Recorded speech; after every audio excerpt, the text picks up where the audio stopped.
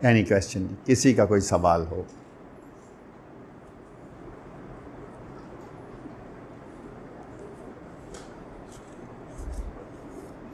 कुमेल आपका कोई नहीं?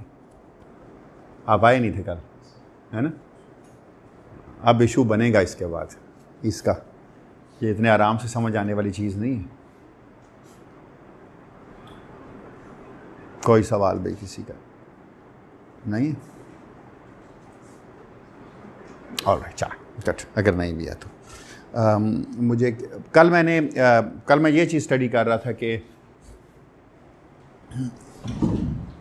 एक स्पिन हाफ पार्टिकल, एक स्टेप पोटेंशियल था, और उस स्टेप पोटेंशियल में हम एक स्पिन हाफ पार्टिकल को जिसकी एनर्जी पोटेंशियल से कम थी उसमें फेंक रहे थे, और हम स्टडी कर रहे थे चीज़ों को एक कॉम्पटन वेवलेंथ के ऊपर, देख रहे थे कि क्या पार्टिकल को ट्रैप किया जा सकता है नहीं। तो बेसिकली हम कर वही रहे थे जिस तरह का स्पिन ज़ीरो पार्टिकल किया था। हमने कहा था ये वी नॉट है, यहाँ पर कोई स्टेप पोटेंशियल है, एक पार्टिकल है स्पिन हाफ नेचर का जिसकी एनर्जी ई है।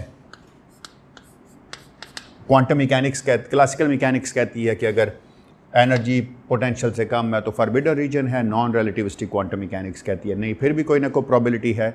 हम देख रहे थे कि इस पोटेंशियल के साथ इस पोटेंशियल को इंक्रीज़ करने से क्या फ़र्क पड़ता है इस पार्टिकल के ऊपर। तो हमने कहा था कि एक स्पिन हाफ पार्टिकल है जिसको हमने फेंका, और हमने चूज़ ये किया था कि जो पार्टिकल, जो इलेक्ट्रॉन हम थ्रो कर रहे हैं उसकी स्पिन अप है। तो स्पिन अप के लिए हमने वेव फंक्शन को लिखा था, हमने कैलकुलेट किया था। हमने कहा था कि अगर इसकी स्पिन अप है तो पोटेंशियल से टकराने के बाद दो रीजन्स बनते थे। इस एक रीजन था z लेस देन ज़ीरो का और एक रीजन था z ग्रेटर देन ज़ीरो का। तो हमने कहा था कि जब ये इससे पहुंचेगा बैरियर के ऊपर, स्टेप के ऊपर, तो ये इसके पास स्पिन की दोनों पॉसिबिलिटीज़ थी। इसकी स्पिन अप भी हो सकती है, इसकी स्पिन डाउन भी हो सकती है। तो हमने ये करके देखा था कि नहीं, पूरी की पूरी कैलकुलेशन में जो स्पिन फ्लिप पार्ट था, जो स्पिन फ्लिप के कोएफिशिएंट्स थे वो ज़ीरो आते थे। इसका मतलब है कि जो पार्टिकल जिस स्पिन के साथ आ रहा है उसी स्पिन कंपोनेंट के साथ, उसी आइगन स्टेट के साथ ये आगे चला जाता था। हमने करस्पॉन्डिंग कोएफिशिएंट्स कैलकुलेट किए थे, और जो एक कैलकुलेट किया था हमने ए कहा था उसको, अच्छा, सबसे पहले हमने इंसिडेंट वेव के कोएफिशिएंट को ए कहा था, फिर हमने रिफ्लेक्टेड, बेसिकली हमने जो लिखी थी वो ये थी कि इंसिडेंट है जे इंसिडेंट, कुछ हमने इस तरह से लिखा था, Sai incident rather, not J but Sai, वो हमने कुछ इस तरह से लिखा था कि जी साई जो इंसिडेंट है उसको हमने आई से कहा था, क्या कहा था, चले कैपिटल आई कह लेते हैं, खैर इसको हमने कहा था कि ये है A time e to the power iota p g over h bar. Positive energy का पार्टिकल था तो वो बाहर जो फॉर्म वेक्टर का माइनस आता है वो इस माइनस के साथ प्लस कर देता है। 10 p c over e plus m c squared और ज़ीरो था। सिमिलरली जो साई हमारे पास रिफ्लेक्टेड बना था वो आया था B1 e to the power minus iota p g over h bar 10 minus p c over e plus m c squared और ज़ीरो। गालबन यही था जो हमने लिखा था, यही था ना। और फिर हमने कहा था कि एक ट्रांसमिटेड भी है जिसको हम कहते थे कि ये साई ट्रांसमिटेड है, जिसका कोएफिशिएंट हमने कहा था कि ये D1 है e to the power iota p prime g over h bar, क्योंकि जब पार्टिकल यहाँ से टकराएगा तो उसका मोमेंटम तब्दील हो जाएगा into 10 p prime c over e minus v naught whole का squared plus m square c square, यही था, plus m c square rather. और 0। यही लिखे थे हमने वेव फंक्शन या कुछ और लिखे थे? ये शायद मेरे पास लिखे हों, e माइनस वी नॉट था और ऊपर माइनस पी प्राइम था, है ना? यहाँ माइनस था और यहाँ ये था। अब ठीक है, हमने A1 D1 वगैरह को कैलकुलेट किया था कंटिन्यूटी इक्वेशन से। हमने कहा था ये होल्ड करेगी, कंपोनेंट बाय कंपोनेंट होल्ड करेगी। तो हमने लिखा था कि जो जी MC स्क्वायर, ठीक है, हमने कंपोनेंट बाय कंपोनेंट कंपेयर किया था इस तरह करके कि psi incident plus psi reflected is always equal to psi transmitted, component by component at z is equal to 0। यही कंटिन्यूटी बनती है इन वेव की, क्योंकि स्पिन भी कंटिन्यूटी को होल्ड कर रही है, स्पिन फ्लिपिंग इसलिए नहीं होती थी।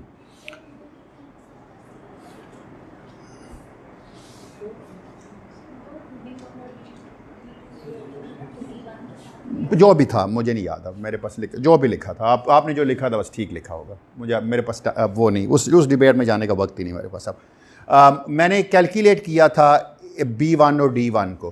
क्या कैलकुलेट किया था जी, बता दें आप? B1 और D1 क्या कैलकुलेट किए थे? D1 is equal to 2A over 1 minus D. So this implies is D1 over A is equal to 2 over 1 minus D, where D is the ratio वो जो भी आती थी E minus v minus m e plus m c square, जो भी है वो बाद में लिख लूँगा जब चाहिए होगी। B1 क्या था जी? B1 था क्या?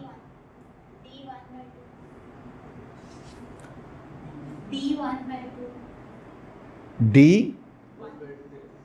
1/2 क्या है? सर वो D1 की टर्म्स में हमने निकाला था।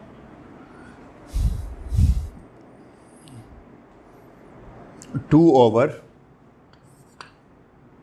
2A over 1 प्लस D, ये था क्या या कुछ और था? या कुछ और था, क्या था? सर नीचे माइनस आएगा, 1 माइनस D। आप मुझे दिखा दें, जो आप बोल रही हैं मुझे बिल्कुल समझ नहीं आ रहा। B1 is D1/2 1 plus D, okay, so B1 is D1/2 into 1 plus, ठीक है, अब सही है, थैंक यू। तो D1 की जगह मैं इसकी वैल्यू अगर रख दूं तो क्या आ जाएगा? ये A into 1 plus D over 1 minus D. So this implies is B1 over A is equal to 1 plus D over 1 minus D, where D is D मैंने लिखा हुआ है, वो मुझे, इसको D कहा था हमने, और ये था V not minus E plus MC squared into E plus MC square, और बिल्कुल इसके नेगेटिव साइन के साथ नीचे आती थी, स्क्वायर रूट भी था, तो नीचे आता था, यहाँ पर आ जाता था E माइनस MC स्क्वेर्ड, और यहाँ आ जाता था V not minus E minus MC squared, इस सारे की पार 1/2। ये हम कर चुके थे कल। मैंने कहा था कि हमें कंटिन्यूटी करंट्स निकालनी, और करंट के फॉर्म मैंने लिखी थी, वो क्या थी? हमने कहा था कोई भी करंट आप लिखना चाहें, J is a function of Z, तो वो क्या बनती थी? C Sai dagger of Z alpha Z होना चाहिए था, बेसिकली अल्फ़ा 3 के साथ होगी ये, क्योंकि हमने, आपको याद है ना, हमने क्यों अल्फ़ा 3 होगी? क्योंकि आपको याद है हमने अल्फ़ा डॉट P को अल्फ़ा 3 P3 लिखा था, मैंने मोमेंटम को Z एक्सिस के अलॉन्ग लिया था। देयरफॉर लिहाजा सबसे पहले मैं अब J इंसिडेंट करंट कैलकुलेट करूंगा, J incident which is a function of Z। तो मुझे क्या करना पड़ेगा? इसको सब्स्टिट्यूट करना पड़ेगा। पहले मैं साई का डैगर लूँगा, तो क्या बनेगा साई का डैगर? कौन बताएगा आप में से? एक बन गया C A star e to the power minus iota p g over h bar. तो जब डैगर लेंगे तो कॉन्जुगेट और ट्रांसपोज होता है, तो ये बन जाएगा 10 p c over e plus m c squared and 0। Alpha 3 याद है क्या था किसी को? जी 0 सिग्मा 3 0। और दूसरा क्या बन जाएगा? A e to the power iota p g over h bar. एक मैं कर देता हूँ कैलकुलेट पूरा, बाकी आप खुद देख लेंगे। 10 p c over e plus m c squared and 0।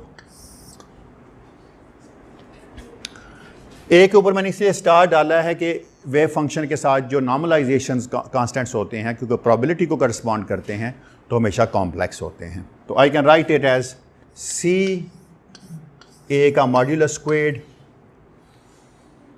अच्छा, आपने ये याद रखना है कि सिग्मा 3 पहले इस पे लगेगा और फिर इस पे लगेगा।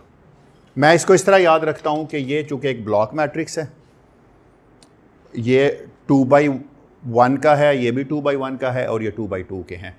तो पहली रो को जब मैं पहले कॉलम से ज़रब दूंगा तो पहले वाला इसको 0 कर देगा जबकि इसको देखेगा। तो आप इस तरह चाहे तो कर लें, या आप चाहें तो आप दो चीज़ें कैलकुलेट करके रख सकते हैं। मसलन सिग्मा 3 जब इस पे लगे तो क्या देगा? अगर सिग्मा 3 इस पे लगे तो क्या देगा? P c over e plus m c squared and 0। क्योंकि ये आप कंपोनेंट है, इसका होता है सिग्मा 3। याद है ना आपको, आपकी नोटेशन में सिग्मा 3 क्या है? Sigma 3 is 1 0 0 -1 traceless poly matrix है। तो इसका मतलब है ये यही चीज़ बन जाएगी p c over e plus m c squared और 0। सिमिलरली जब ये वाला लगेगा तो ये तो इसको देखेगा और इसको यही रहने देगा, तो नहीं बदलेगा इनको। ये जो मैट्रिसेस हैं उनको वैसा ही रहने देगा। तो इसका मतलब है जे इंसिडेंट क्या आ जाएगी फिर आपके पास? जो z का फंक्शन अब नहीं रहेगी क्योंकि z ख़त्म हो जाएगा यहाँ से, तो मैंने आर्बिट्रेरी के लिए लिखा था। तो c a का mod squared 1 0 p c over e plus m c squared 0 into 1 0, नहीं गलत नहीं कह रहा मैं, p c over e plus m c squared 0 1 0। क्यों? ऑफ डायगोनल है ना, तो ये नीचे वाले को ऊपर ले आएगा और ऊपर वाले को नीचे ले जाएगा, क्योंकि दोनों उसके आइगन स्टेट्स हैं। अच्छा, मैं जब इंसिडेंट करंट मैं कैलकुलेट करूंगा तो इंसिडेंट करंट फिर क्या बन जाएगी? जे आई क्या बन जाएगा? सिर्फ एक मैं कैलकुलेट कर दूंगा, बाकी नहीं करूंगा, बाकियों की ज़रूरत भी नहीं है कैलकुलेट करने की, और डायरेक्टली लिखे जा सकते हैं। सो जे आई बिकम्स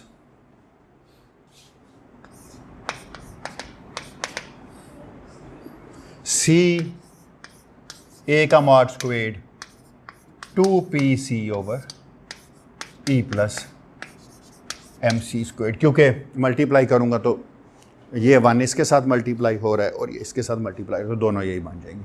तो I can write this, I can just eliminate this c and write it as this thing. अच्छा, इसी तरह अगर आप जे रिफ्लेक्टेड निकालेंगे तो क्या आएगा?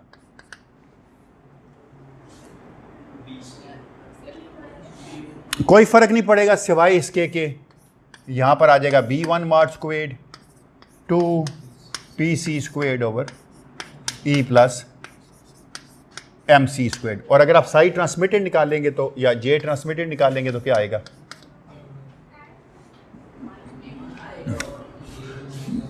इसकी जगह d1 आ जाएगा।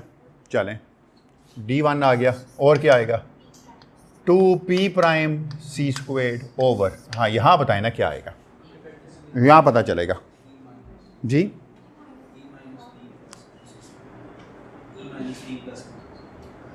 ई minus v plus m c squared, e minus, अच्छा यहाँ डी का मॉड स्क्वेयर हो जाएगा ना, e minus v minus m c plus m c square. या आप इसको अगर देखें ना, जे टी का साइन मैं देखना चाहूँगा, क्योंकि वी नॉट डी से बड़ा था ना, तो हमेशा इसको मैं ऐसे लिखता हूँ, माइनस डी वन का mod square 2p prime c square over v naught minus e minus m c square, ताकि पता चल जाए कि ट्रांसमिटेड करंट के साथ एक नेगेटिव साइन मौजूद है।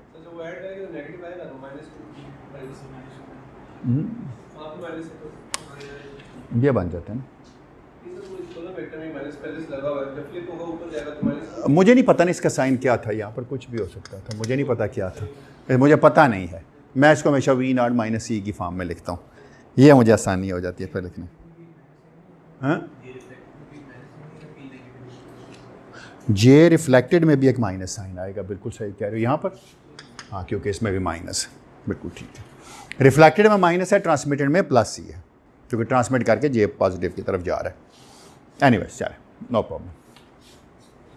अच्छा, मैंने कैलकुलेट क्या चीज़ करनी है, मुझे तो कैलकुलेट करनी है रेशोज़, कितनी प्रोबेबिलिटी है रिफ्लेक्शन की, कितनी प्रोबेबिलिटी है ट्रांसमिशन की। तो मैं पहले जे are over J I calculate करता हूँ, यानी ये चीज़ कैलकुलेट करता हूँ जे आर ओवर जे, बिल्कुल जिस तरह कल स्पिन जीरो के लिए किया था। तो क्या बनेगा, ये दोनों कैंसिल हो जाएंगे, तो बन गया माइनस बी ओवर ए और बी वन ओवर ए, बी वन स्टार ओवर ए, ठीक है ना, क्योंकि B mod square over A mod square है ना।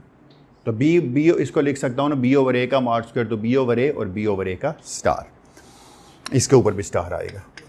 तो आप मुझे बताएं बी वन ओवर ए किसके बराबर था, अभी लिखा था ना, ये बी वन क्या था, 1 plus D, so minus 1 plus D over 1 minus D इसका square.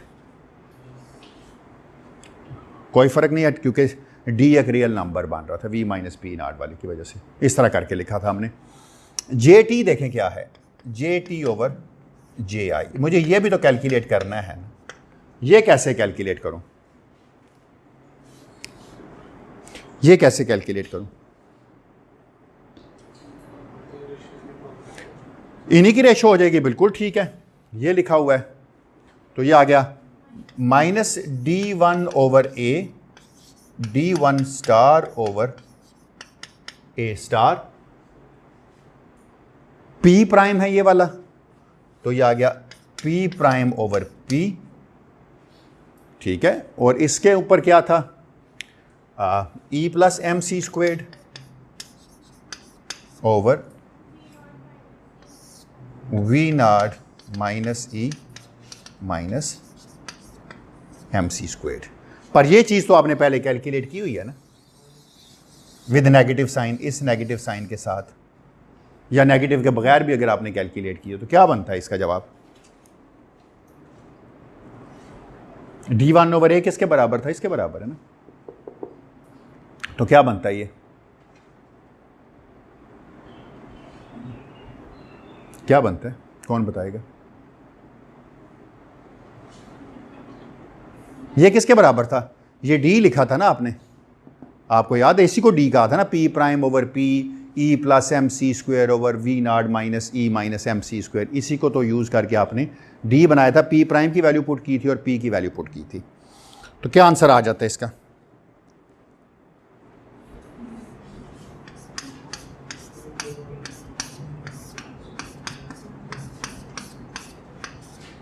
Minus 4d over 1 minus D square, यही आता है ना, क्यों, क्योंकि बी ओवर ए देख लेना ये है ना, और जब 2 दफ़ा 2 आएगा तो 4 आ जाएगा, और ये सारा तो डी लिखा हुआ है ये वाला, तो ये आ गया 4d माइनस 4 माइनस ये पड़ा है 4d over 1 minus D square. Good, चलें, वेरी गुड। अच्छा, आप ये बात याद रखिएगा कि d ग्रेटर देन 1 है ना, कि लेस देन 1 है, क्या है, d ग्रेटर देन 1 है ना, नीचे छोटी क्वांटिटी थी माइनस वाली, ऊपर प्लस वाली थी। So as d is greater than 1 से मेरी मुराद यही है कि ये एक बड़ा नंबर है, इसका मतलब है अगर कोई बड़ा नंबर यहां से सब्ट्रैक्ट होगा तो इसका मतलब यह हुआ कि j r is greater than j incident. J t का तो हमें कोई प्रॉब्लम ही नहीं है ना, j t is equally large negative, क्योंकि जे टी में भी नीचे छोटी क्वांटिटी आ रही है, 1 से बड़ा है, जे टी भी बड़ा नंबर होगा। लेकिन this is something which is surprising, that reflected current is even larger than the incident current. हो क्या रहा है, फिजिकली क्या हो रहा है, यही वो क्लाइन पैराडॉक्स था जो पहले भी था कि पार्टिकल्स को आप फेंक रहे हैं, आप पोटेंशियल को मान रहे हैं कि वो स्ट्रांग पोटेंशियल है जो 2mc² से ज़्यादा है। तो ऐसी क्या फिज़िक्स की प्रॉब्लम हो रही है जो इस चीज़ को गलत कर रही है, जिससे ये प्रॉब्लम आ रहा है। मैं इस पर थोड़ी सी बात इसके बारे में बाद में करूँगा। अच्छा, अगर आप मुझसे पूछें ना तो ना सिर्फ जे आर बड़ा है बल्कि इनकी मैग्नीट्यूड्स भी बड़ी हैं। क्यों? क्योंकि अगर इसका मॉड स्क्वायर भी ले लें, अगर आप मॉड भी ले लें दोनों तरफ, तो ये माइनस साइन ख़त्म होगा ना। माइनस साइन ख़त्म होना डजंट मैटर, कोई फ़र्क नहीं पड़ता। मैं मॉड्यूलस की बात कर रहा हूँ इन दोनों की, क्योंकि नीचे बड़ा नंबर है ना, नीचे छोटा नंबर है, ऊपर बड़ा नंबर है। लेकिन इस चीज़ को थोड़ा सा समझने के लिए हमें देखना पड़ेगा कि ऐसी क्या फिज़िकल चीज़ हो रही है जिसकी वजह से वो क्या चीज़ है जो रिफ्लेक्टेड कोएफिशिएंट्स में शामिल हो रही है, रिफ्लेक्टेड करंट में शामिल हो रही है, और उसको 1 से और उसको इंसिडेंट से बड़ा करिए। उसकी प्रोबेबिलिटी को जो है वो जो रिफ्लेक्टेड की प्रोबेबिलिटी है, हमें पता है वो reflection plus transmission should be equal to 1 होना चाहिए था, और दोनों में से कोई भी 1 से बड़ा नहीं होना चाहिए था। दोनों इस तरह होने चाहिए थे कि उनको ऐड करते तो 1 है। लेकिन यहाँ प्रॉब्लम ये है कि ना सिर्फ दोनों को ऐड करने का एक प्रॉब्लम है, बल्कि एक सबसे बड़ा प्रॉब्लम ये है कि रिफ्लेक्टेड बजाते खुद बड़ा है इंसिडेंट से। इसका मतलब है जो पार्टिकल आके यहाँ बैरियर से टकराए हैं, इसका मतलब तो ऐसे ही है कि अगर कोई पार्टिकल आके बैरियर से टकराया है, फ़र्ज़ करते हैं कि इलेक्ट्रॉन फेंके आपने, टकराए, कुछ वापस गए, साथ में यहाँ से कुछ और भी उनके साथ चल पड़ा है, ऐसे ही हो सकता है ना, और बाकी जो कुछ बचा हुआ है वो इधर जा रहा है, और तो कोई पता मसला नहीं है, और तो कोई फिज़िकल चीज़ नहीं बन रही सिवाय इसके। इसी को हम अंडरस्टैंड करने की अब कोशिश करेंगे। इसको अंडरस्टैंड करने के लिए सबसे पहले देखिए, मैंने कोई पार्टिकल नहीं रखे थे यहाँ पर, मैंने कहा था इधर कोई पार्टिकल नहीं, it's kind of a vacuum है। सबसे पहले हमें वैक्यूम को समझना पड़ेगा कि वैक्यूम है क्या। वैक्यूम की हमारे पास कोई इंटरप्रिटेशन नहीं थी, हमें नहीं पता था कि वैक्यूम हम किसको कहें। सबसे पहले मैं उसको एक्सप्लेन करूंगा कि वैक्यूम से आप मुराद क्या लेते हैं। उसके बाद मैं एक और चीज़ बताऊंगा आपको कि ये जो जे टी का नेगेटिव साइन है ये किसको करस्पॉन्ड कर रहा है। देखिए, ट्रांसमिशन का साइन नेगेटिव है ना, क्योंकि नीचे स्क्वायर आ रहा है, डी ग्रेटर देन 1 है, पॉजिटिव है, जे टी स्टिल नेगेटिव है। नेगेटिव का मतलब है कोई ऐसी चीज़ का फ्लो है जो उससे मुख्तलिफ है। इसके ऊपर मैं बाद में आता हूँ। इसको सबसे पहले समझने के लिए मैंने क्या कहा था, हमें समझना पड़ेगा कि जो वैक्यूम है वो एक्चुअली है क्या। वैक्यूम को हम जितना सीधा, जितना सादा मान रहे हैं, वैक्यूम उतना सादा है नहीं है। सबसे पहले डिराक ने कहा, पहली दफ़ा कोई इंटरप्रिटेशन दी थी डिराक ने वैक्यूम की।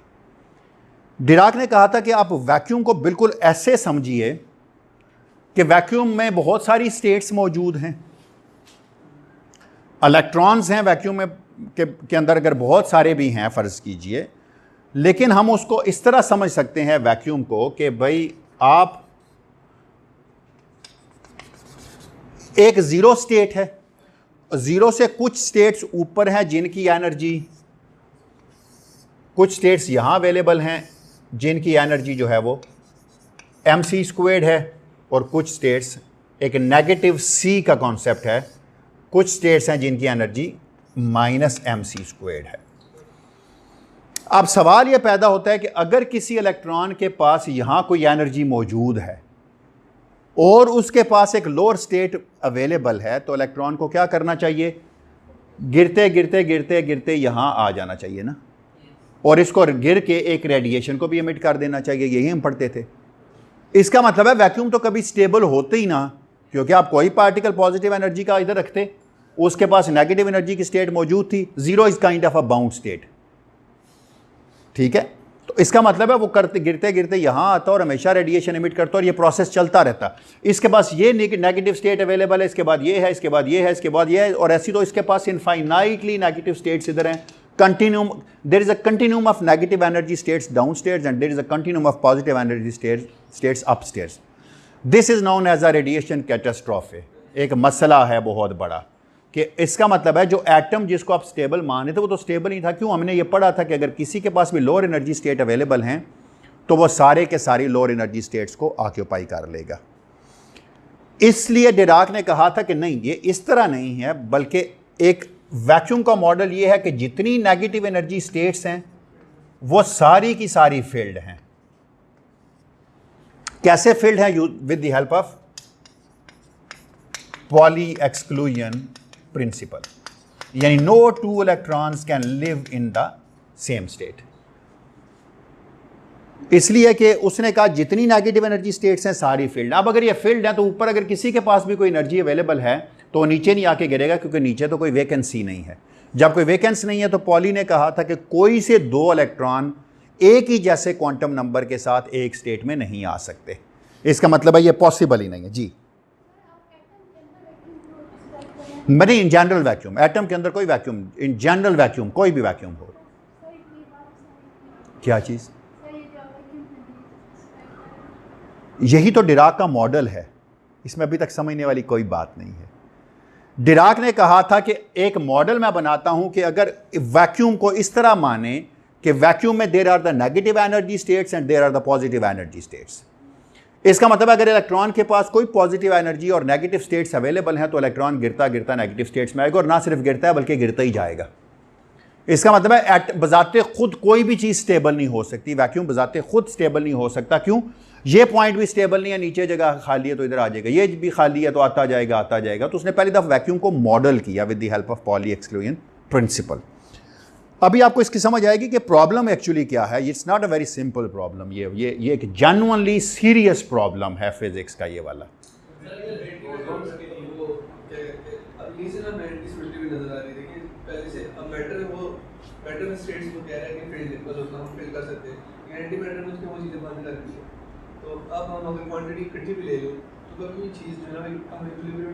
हाँ, अभी मैं मैटर एंटी मैटर पे आता हूँ। अभी तक मैंने एंटी मैटर नहीं कहा, अभी तक मैंने कहा दो एनर्जी स्टेट्स हैं, पॉजिटिव एनर्जी स्टेट्स हैं, नेगेटिव एनर्जी स्टेट्स हैं।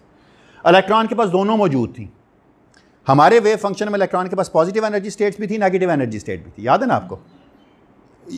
हमने जानबूझ के नेगेटिव एनर्जी स्टेट को इग्नोर किया हुआ था, पॉजिटिव एनर्जी स्टेट के साथ ही डील कर रहे थे, हमारे पास इंटरप्रिटेशन नहीं थी। लेकिन अगर नेगेटिव एनर्जी स्टेट्स है तो नेगेटिव एनर्जी स्टेट अवेलेबल तो मौजूद है ना। इसका मतलब इलेक्ट्रॉन को पॉजिटिव एनर्जी स्टेट से अल्टीमेटली नेगेटिव एनर्जी स्टेट्स में आके गिरते जाना चाहिए था।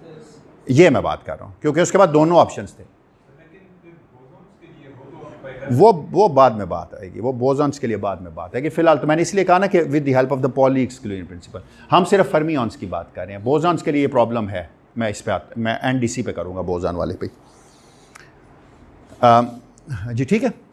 लेकिन ये प्रॉब्लम सिर्फ यहीं पे नहीं है। इसका मतलब है अगर देखा जाए तो वैक्यूम के पास इनफाइनाइटली नेगेटिव चार्ज मौजूद है। क्यों इनफाइनाइटली नेगेटिव चार्ज मौजूद है? Because there are the infinitely many negative energy states and all are occupied with the negative and with the electrons. इसका मतलब है वैक्यूम के पास इनफाइनाइटली नेगेटिव चार्ज भी है, वैक्यूम के पास इनफाइनाइटली एनर्जी भी है, नेगेटिव एनर्जी भी है, दोनों चीज़ें हैं। तो वैक्यूम इतना सादा नहीं है जिसको आप इतना सादा समझते हैं।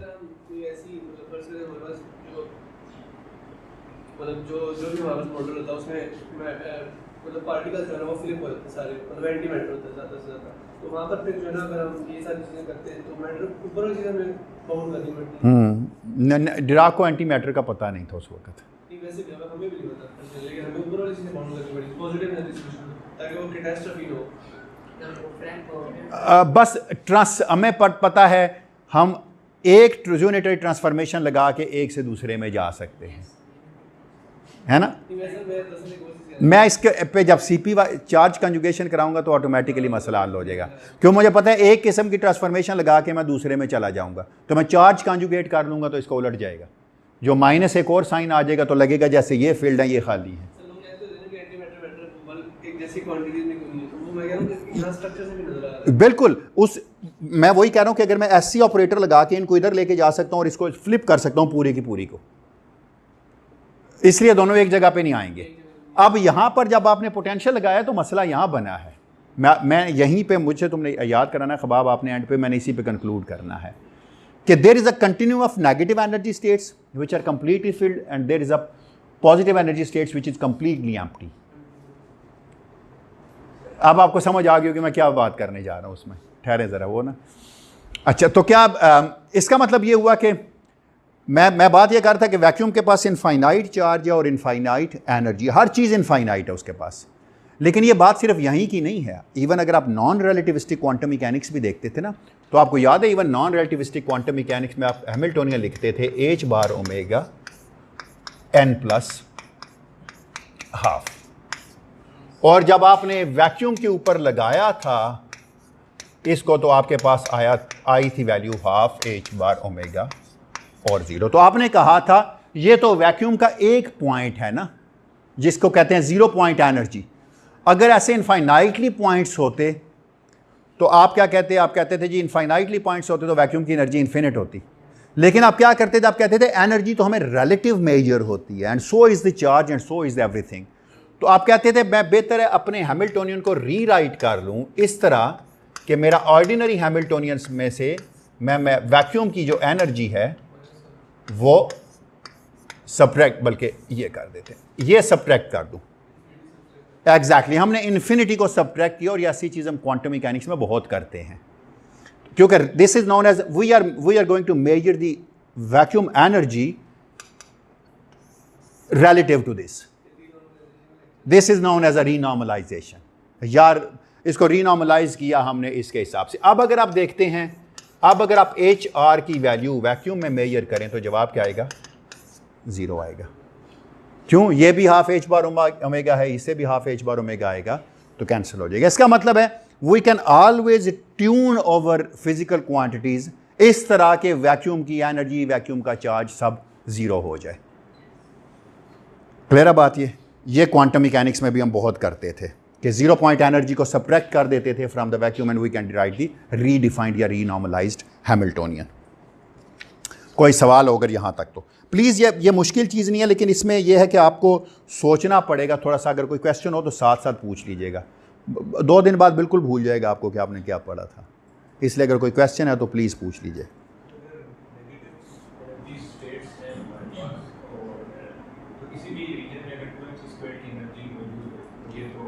एग्जैक्टली, शाबाश, वेरी गुड, बिल्कुल ठीक बात कर रहे हैं, बिल्कुल सही बात है।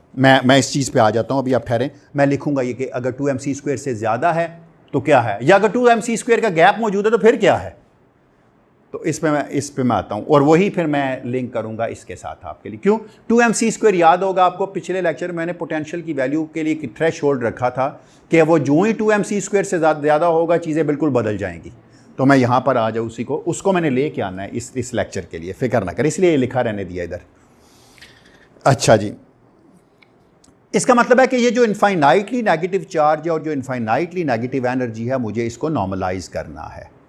अब ये फ़र्ज़ करते हैं, फ़र्ज़ कीजिए अगर यहाँ पर आप एक इलेक्ट्रॉन ऑब्जर्व करते हैं इस जगह पे, तो आप ये कहते हैं कि वैक्यूम में से एक इलेक्ट्रॉन कम हुआ है जैसे लग रहा है हमें।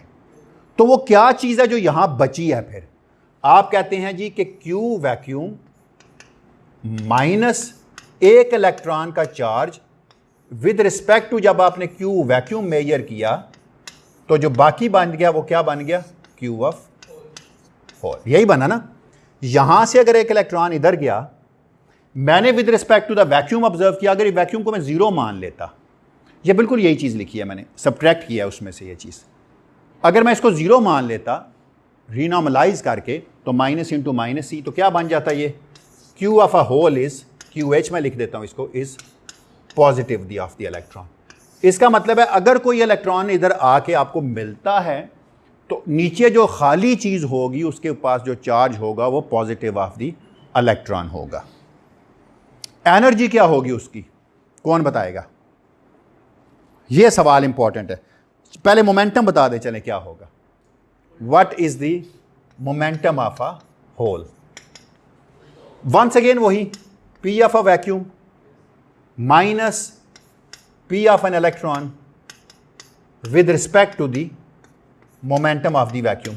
अब देखिए मैंने वैक्यूम के मोमेंटम को जीरो कर लेता तो मसला ही ना रहता। तो इसका मतलब है this is the negative of the momentum of electron. इसका मतलब है अगर एक आपको इलेक्ट्रॉन इधर जाता दिखाई दे रहा है तो होल बिल्कुल ऐसे लग रहा है जैसे उल्टा चलता दिखाई दे रहा है। ये डिराक ने नहीं कहा, किसी और ने कहा था ये, उस पर हाँ उसमें हम आएंगे इसके ऊपर। इसका मतलब है होल का चार्ज भी इलेक्ट्रॉन के चार्ज से मुख्तलिफ है, होल का मोमेंटम भी इलेक्ट्रॉन के मोमेंटम से मुख्तलिफ। अब आपको समझ आ जानी चाहिए जो मैं रिफ्लेक्शन कोएफिशिएंट को बड़ा होने की बात कर रहा हूँ।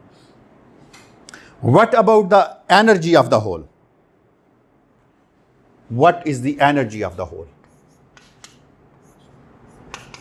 आप कहेंगे एनर्जी ऑफ द वैक्यूम, इसको मैं QE कहता हूं या क्या कहते हो, EV भी कह सकते हैं आप, इसको कुछ भी कह लें आप, चले।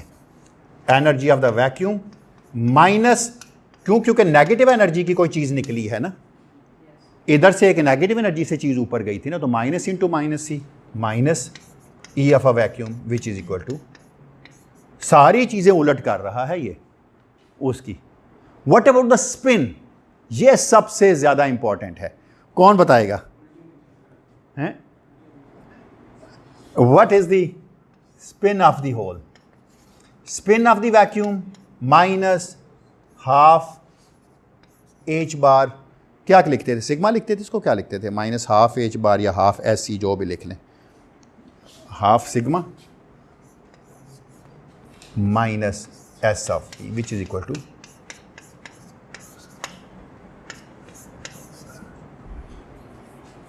उसकी स्पिन भी उलट है, ऐसे ही होना चाहिए था।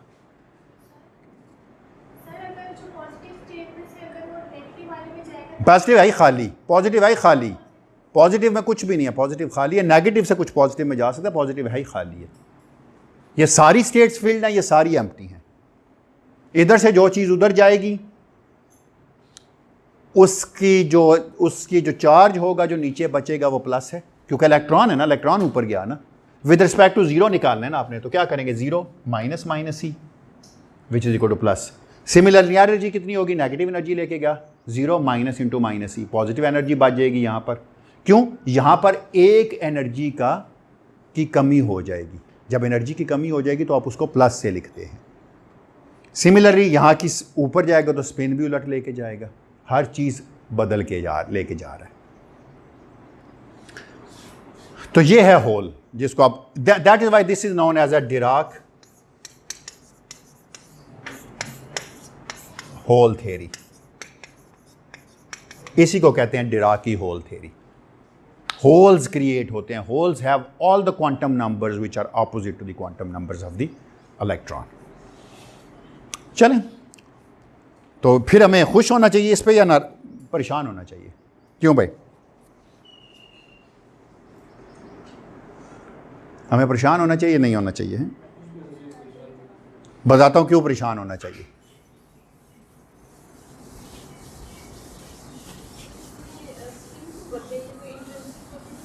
हाँ, पॉली एक्सक्लूड प्रिंसिपल तो है ना, और वो लगते हैं इंट्रिंसिक क्वांटम नंबर्स पे।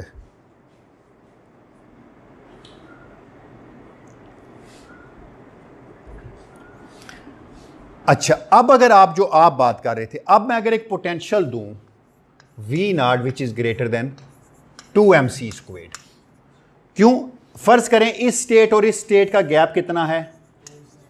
2mc² है ना, क्यों? Minus mc², 0mc²। इसका मतलब है अगर मैं इसको एक एनर्जी दूं, एक V0 दूं 2mc² से, तो मैं क्या करूंगा? यहां से जो एक इलेक्ट्रॉन है इसको उठा के मैं इधर ले जाऊंगा। ये बिल्कुल ऐसे ही लग रहा है मुझे जैसे, अगर मैं इसको इंट्यूटिवली समझूं फिजिक्स की नज़र में, तो ये मुझे ऐसे ही लग रहा है जैसे फ़र्ज़ करें ये स्टेट्स थी, ये स्टेट्स हैं। इसका मतलब है अगर यहाँ कोई चीज़ है, वो इसको मैं ऐसे बनाता हूँ खाली अंदर से, यहाँ से वो इधर गई है, कैसे?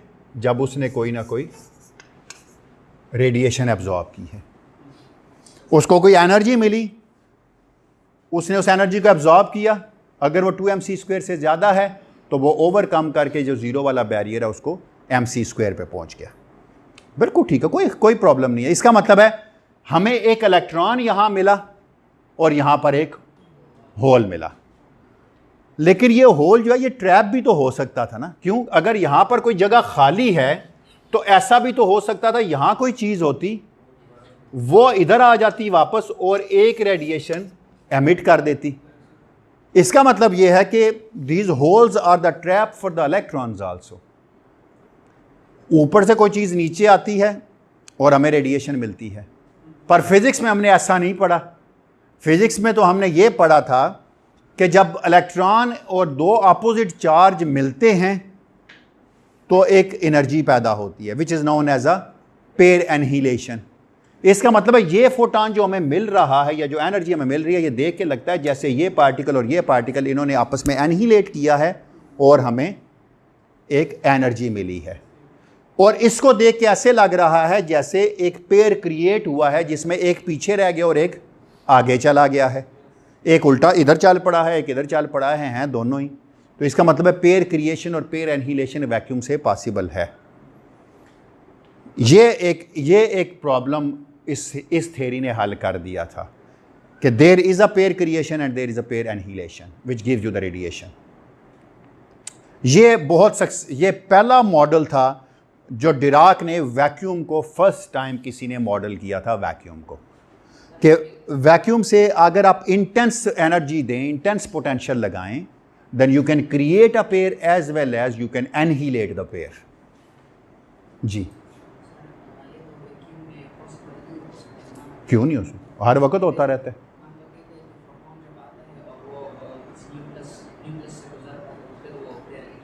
नहीं, न्यूक्लियस का कोई ताल्लुक नहीं है उससे, कोई ताल्लुक ही नहीं किसी चीज़ का। अगर वैक्यूम में इंटेंस फील्ड दें तो इलेक्ट्रॉन, यही तो कैसिमियर ने प्रूफ किया था, कोई किसी चीज़ की ज़रूरत ही नहीं पड़ती, कोई न्यूक्लियस नहीं, कोई कुछ नहीं। मोमेंटम कंजर्व करने के लिए, बिल्कुल, तभी तो एक का नेगेटिव और एक का पॉजिटिव था ना। अब इसमें प्रॉब्लम है जो इन्होंने बात की थी, हाउ अबाउट बोसॉन्स। बोसॉन्स का मसला ये है कि पॉली एक्सक्लूडेंट प्रिंसिपल कहता है ना ये सारी स्टेट आप फिल कर सकते हैं अप डाउन से। बोसॉन्स में तो ऐसी कोई रिस्ट्रिक्शन ही नहीं है। बोसॉन्स तो आप एक ही स्टेट में इनफाइनाइटली मैनी रख सकते थे। इस मतलब इनफाइनाइटली मैनी एनर्जी स्टेट्स उस वक्त भी पॉसिबल थी, but that state can be a single state also. क्योंकि अगर ये दुनिया बोसॉन्स की बनी होती तो बहुत छोटी होती, इतनी छोटी होती कि शायद पता नहीं वो पॉइंट क्या होता, क्योंकि एक स्टेट में इनफाइनाइटली मैनी बोसॉन्स रह सकते हैं, उन पर तो कोई रिस्ट्रिक्शन नहीं है पॉली एक्सक्लूडेंट प्रिंसिपल की। इसका मतलब है ये बोसॉन्स के लिए थ्योरी फेल होती लग रही थी, लेकिन परफेक्टली फाइन, ऐसी कोई चीज़ नहीं थी जो इसको प्रिवेंट कर रही थी फॉर द फर्मियन, समझने के लिए ठीक थी। फिर इसकी जो एक्सप्लेनेशन थी मोर और लेस यही चीज़ रख के जहन में फाइनमैन और स्टूकलबर्ग ने दी थी। उन्होंने कहा था कि एक्चुअली जिसको आप होल कह रहे हैं this is known as a positron, इसको बाद में कहा गया, और ये इलेक्ट्रॉन पॉजिट्रॉन है, ये अपोजिट डायरेक्शन में मूव करते हैं। उसने कहा था अगर इलेक्ट्रॉन इधर जाता दिखाई देता है तो उसका एंटी इलेक्ट्रॉन आपको उल्टी तरफ जाता दिखाई देता है। अब हमें बिल्कुल इसी से, मैंने कहा इसी से मॉडल हो गया, लेकिन उन्होंने कहा ये बोसॉन्स के लिए भी ठीक है। हर एंटी पार्टिकल जो है वो पार्टिकल से उलट चलता है। Every anti particle travels opposite to the particle. उसकी मोमेंटम एरो, टाइम में अगर पार्टिकल आगे जाता दिखाई दे रहा है तो दूसरा अपोजिट आता दिखाई दे रहा है। और आपको पता है ना टाइम का ताल्लुक एनर्जी से है। क्यों? एनर्जी टाइम का ट्रांसलेशन ऑपरेटर है, तो अगर एक एनर्जी पॉजिटिव नजर आ रही है तो दूसरे की एनर्जी नेगेटिव, तो ये मसला हल हो गया। तो this is known as a Feynman Stueckelberg interpretation of the vacuum. लेकिन the whole idea was given by Dirac once again, क्योंकि उसने पहली दफ़ा इंट्यूटिवली बता दिया कि ये सारी चीज़ें उसके उलट हैं। बाद में तो इंटरप्रिटेशन रह गई थी ना। तो ये है वैक्यूम की इंटरप्रिटेशन।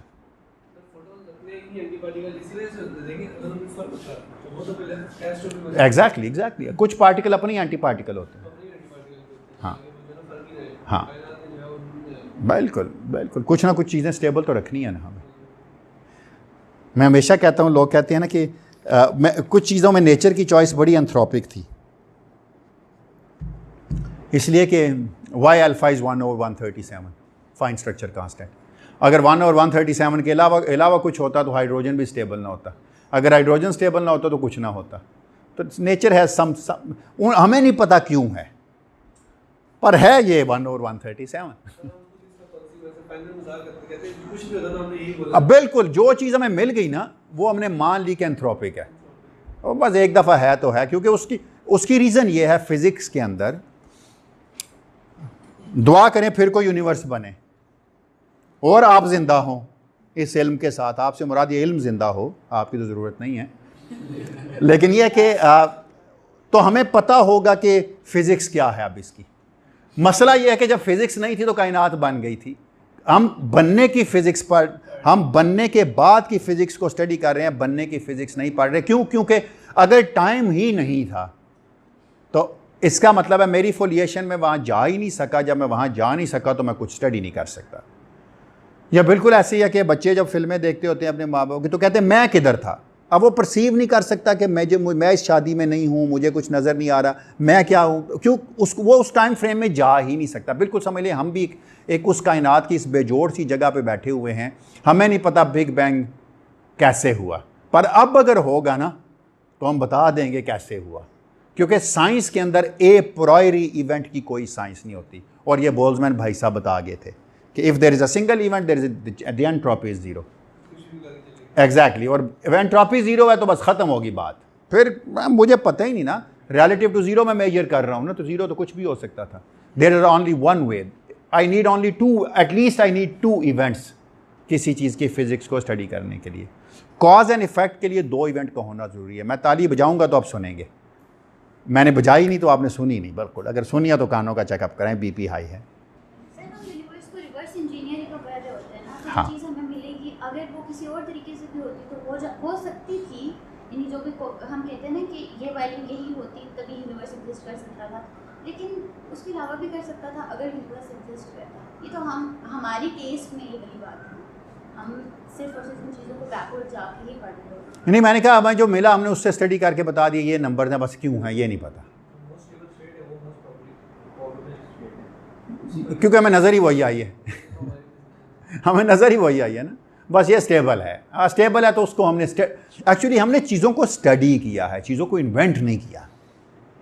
अगर हम कोई ऐसा एटम इन्वेंट कर लें जो स्टेबल हो और उसमें अल्फ़ा 1 और 137 के अलावा कुछ निकला है तो हम कहेंगे परफेक्टली, बहुत अच्छी बात है, वेरी गुड।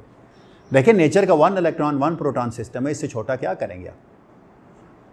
एटॉमिक स्केल पे तो अल्फ़ा 1 और 137 ही है ना, फाइन स्ट्रक्चर कांस्टेंट। तो हम आप वाली बात रिवर्स इंजीनियरिंग कर रहे हैं, लेकिन मसला ये कि जब आखिरी चूड़ी पे पहुंचते हैं ना, किसी पेज को खोलते खोलते साथ ही फिल्म बंद हो जाती है, पता नहीं चलता ये खुल के कहाँ गई। तो इसलिए कोई बात नहीं, नो प्रॉब्लम।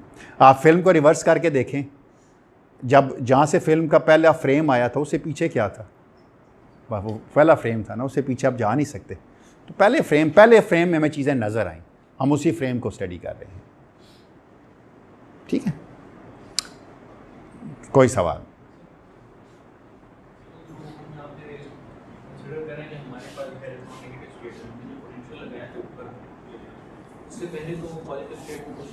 हाँ,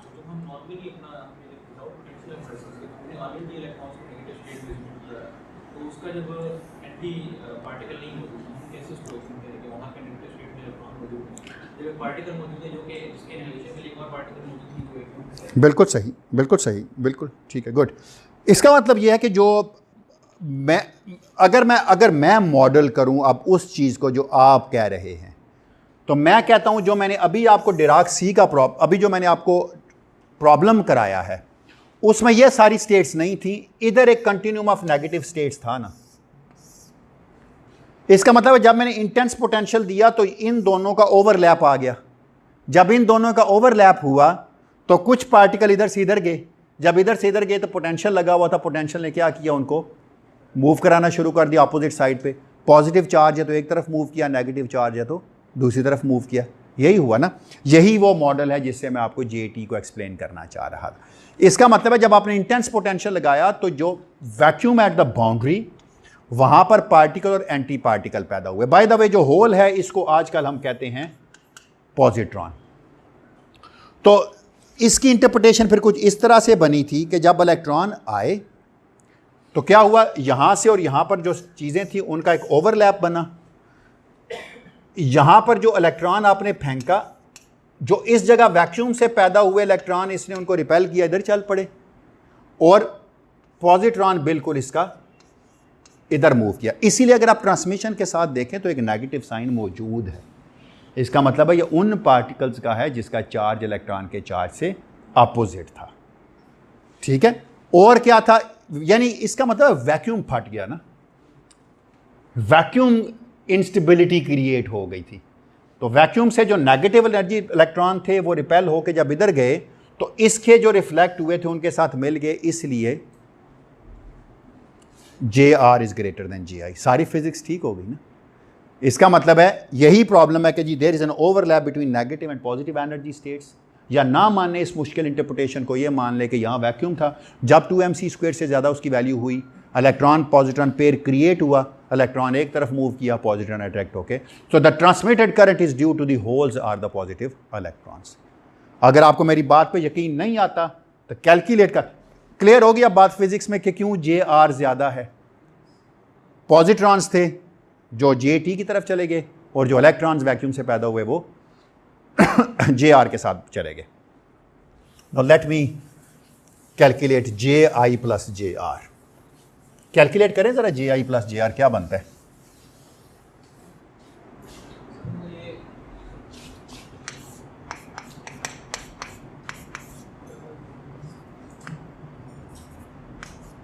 क्या बनता है JI प्लस JR?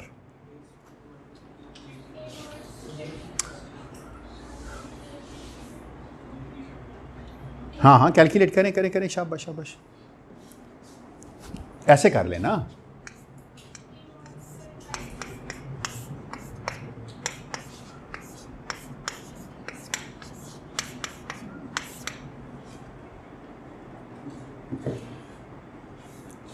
और ये किसके बराबर है?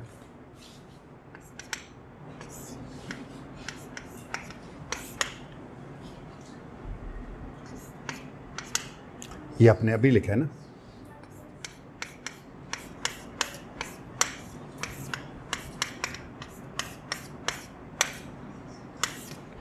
कैलकुलेट करें क्या बनता है ये।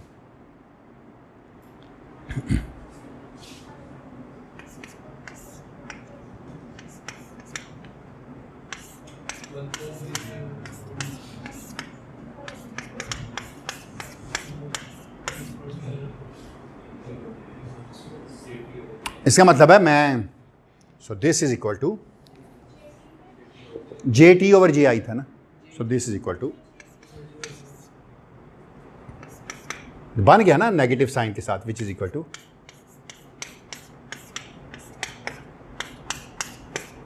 बन गया ना वो चीज़। नेगेटिव साइन की भी सेंस समझ आ गई, because there is a current flowing on the right side is due to the positive charges, positrons, anti particles की। तो फॉर द फर्स्ट टाइम मैंने जिक्र किया है अपने पूरे कोर्स में एंटी पार्टिकल्स का। ये मुझे बड़ा ख्वाब ने एंटी मैटर का कहा, मैंने एक दफ़ा भी नहीं बोला है ना। अब मैं बोलूँगा इसको कि ये एंटी पार्टिकल है, पॉजिट्रॉन है। आपको पता है डिराक ने कभी भी इसको पॉजिट्रॉन नहीं कहा, उसने इसको होल कहा। ये भी मेरे ख्याल है पॉली ने कहा था, it is a positive electron therefore it is known as a positron. पहले लोग जो थे ना, जो डिराक जैसे लोग थे, वो कॉन्शियस थे चीज़ों को नए नाम देने पे। आजकल तो हमें कुछ भी मिले तो हम नया नाम दे देते हैं ना, वो हमें तो आजकल तो पता चलता है जी कि ये चीज़ है, ये चीज़ है, बाद में मिलती नहीं है। तो डिराक वॉज सो कॉन्शियस कि उसने कभी इसको पॉजिट्रॉन नहीं कहा था, उसने इसको होल कहा। Then the Pauli said this is a positron. या फिर बड़ी आता है लोग इसको कहते थे पॉजिटिव इलेक्ट्रॉन। पॉजिटिव इलेक्ट्रॉन यह है कि इसकी सारी करैक्टरिस्टिक्स इलेक्ट्रॉन से अपोजिट हैं। कुछ लोग इसको अपोजिट इलेक्ट्रॉन भी कहते थे। तो अगर यहाँ तक किसी का कोई सवाल है तो प्लीज़ पूछ लें। जी जी जी, नहीं पैदा होता है ना particle, anti particle pair create होता है ना। हाँ, होल को आजकल पॉजिट्रॉन का नाम देते हैं हम। होता है, बिल्कुल होता है, क्यों नहीं होता। रेडिएशन है 2mc² है, जब उसकी एनर्जी 2mc² से ज़्यादा होगी तो एक पार्टिकल की रेस्ट में मैस एनर्जी तो mc² ही होती है। दूसरी mc² किधर गई? पैदा हुआ ना पार्टिकल दूसरा भी, उसका चार्ज अपोजिट है, पार्टिकल पैदा होता है। होल तो डिराक ने एक्सप्लेन करने के लिए कि एक मॉडल करने के लिए वैक्यूम को उसने कहा था, लेकिन रेडिएशन पेयर क्रिएशन का मतलब ये है कि एक पूरा पेयर क्रिएट होता है of positive and negative charge. दो पार्टिकल्स बजाते खुद बनते हैं जिनके opposite charge, opposite momentum, opposite energy होती है, ठीक है, ये बनता है पार्टिकल। और आजकल तो हम लैब में इसकी बड़ी तबाही की हुई है बनाने में, हमें तो कोई मसला नहीं, सिर्फ ट्रैप नहीं हो पाता। एक्चुअली जो अब मैं बात कर रहा था, मैं उस चीज़ पे जाना नहीं चाह रहा था। मैंने ये कहा था कि इधर तो -mc² है, आप लोगों में से जिनको इंटरेस्ट है बाद में जाके पढ़ने में, और इधर पॉजिटिव एनर्जी का कंटिन्यूम था V0 - E, आपको याद है यहाँ पर E था और यहाँ पर V0 + E था। तो इन दोनों के ओवरलैप होते हैं, इन दोनों का ओवरलैप होता है। जब पोटेंशियल बढ़ाते हैं तब तो नेगेटिव पॉजिटिव एनर्जी स्टेट्स बन जाती हैं। उसके बाद दोनों चीज़ें होती हैं, नेगेटिव एक तरफ चल पड़ता है और पॉजिटिव दूसरी तरफ चल पड़ता है। लेकिन ये ब्यॉर्कन ने लिखा है, जाके आप उसमें देख लीजिएगा। अगर कोई डाउट हुआ तो अगले लेक्चर में मुझसे पूछ लीजिएगा। एक आखिरी चीज़ मैं बात और करना चाह रहा था, इसका मतलब है रिलेटिविटी के अंदर single particle theory completely abolish हो गई है। नॉन रिलेटिविस्टिक क्वांटम मैकेनिक्स सिर्फ सिंगल पार्टिकल है, यहां कोई सिंगल पार्टिकल चीज नहीं है। इसलिए जब आप एक खास वेवलेंथ पे चले जाते हैं जो कि कॉम्पटन वेवलेंथ है, तो वन पार्टिकल थ्योरी जो है ना वो ख़त्म हो जाती है। इसका मतलब है ये इलेक्ट्रॉन जिसको आप एक पार्टिकल मान रहे थे जो आपने फेंका, ये एक पार्टिकल नहीं था बल्कि एक फील्ड था, जिसके पास नेगेटिव एनर्जी भी थी, जिसके पास पॉजिटिव एनर्जी भी थी। और एक दफ़ा आप इसको फील्ड मान के चलते हैं तो excitation of the fields are the particles. So this non relativistic quantum mechanics से जब आप रिलेटिविस्टिक क्वांटम मैकेनिक्स में आए हैं, then you have changed the philosophy of the single particles to the fields, and that is why it is known as the field theory। आप electron के पास एक field है जिसमें कई किस्म बहुत बड़ी एक्सिटेशन मौजूद है, उसमें जितनी एक्सिटेशन लगाते जाएंगे पार्टिकल्स बनते जाएंगे, कोई प्रॉब्लम नहीं। लेकिन चूंकि मैं क्वांटम फील्ड थ्योरी नहीं पढ़ा रहा, लेकिन यह है कि यही बेस है क्वांटम फील्ड थ्योरी की कि वैक्यूम से पार्टिकल एंटी पार्टिकल बनते हैं। और नॉन रिलेटिविस्टिक क्वांटम मैकेनिक्स में इस चीज़ की कोई इंटरप्रिटेशन नहीं थी कि जे रिफ्लेक्टेड ग्रेटर है, जे इंसिडेंट थे। नॉन रिलेटिविस्टिक क्वांटम मैकेनिक्स इसके बारे में बिल्कुल खामोश है।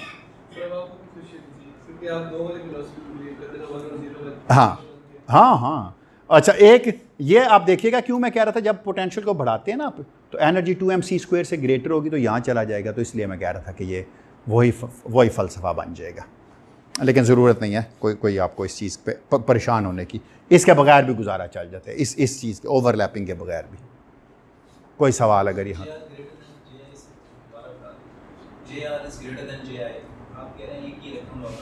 एक इलेक्ट्रॉन ही वापस आ रहा है, मैंने कहा वैक्यूम से जो पार्टिकल बने वो भी इसके साथ चल पड़े थे, वो भी रिफ्लेक्ट हुए थे। तो इसलिए रिफ्लेक्शन सिर्फ इन्हीं की नहीं है, जो इधर से पैदा हुए वो भी रिफ्लेक्शन में शामिल हो गए थे, इसलिए इंसिडेंट से ज़्यादा हो गए हैं। ये बात मैं कर रहा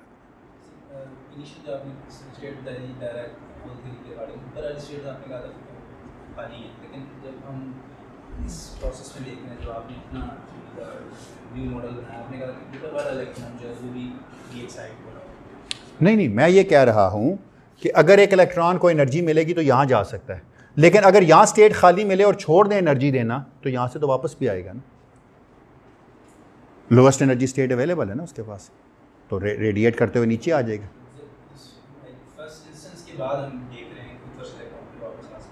नहीं, मैंने कहा अगर एनर्जी दे के इसको इधर लेके जाया जा सकता है, और अगर इधर से इधर आएगा, अगर इसको कोई खाली जगह मिलेगी तो डेफिनेटली उसको भरने की कोशिश भरेगा, तो एनर्जी रेडिएट कर देगा, उतनी रेडिएट करेगा जितनी इसे एब्जॉर्ब की थी, और वो 2mc² के बराबर है। कोई सवाल किसी का?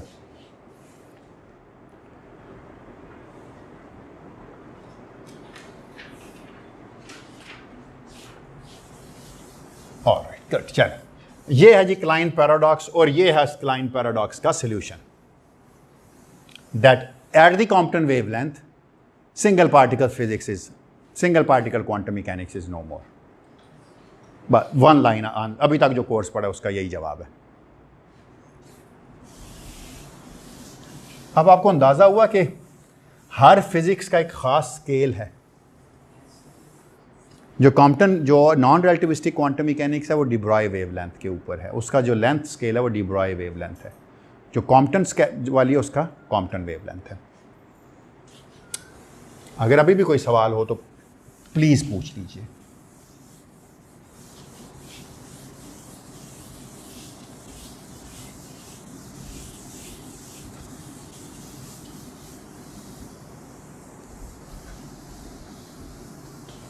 अब मैं ये बुक पढ़ा रहा हूँ तो नेक्स्ट टाइम जब भी पढ़ाऊँगा तो ये चीज़ें नहीं पढ़ाऊँगा।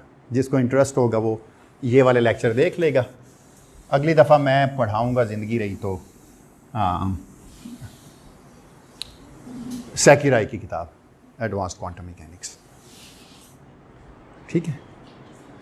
और उससे अगली दफ़ा इसलिए इसी दफ़ा पास हो जाएं, फेल होंगे तो सब कुछ बदल जाएगा, किताब बदल जाएगी, कंटेंट बदल जाएंगे। There is once again you have a zero advantage, ठीक है ना। इसलिए मैं कभी रिपीट नहीं करता चीज़ों में। और अगर खुदा न खास्ता फिर फेल हो गए, नहीं फिर मैं पढ़ाऊँगा जो है वो डायसन की किताब में से। खुदा न खास्ता फिर हो गए तो फिर लुचानो मयानी की किताब से। ये 4 किताबें हैं।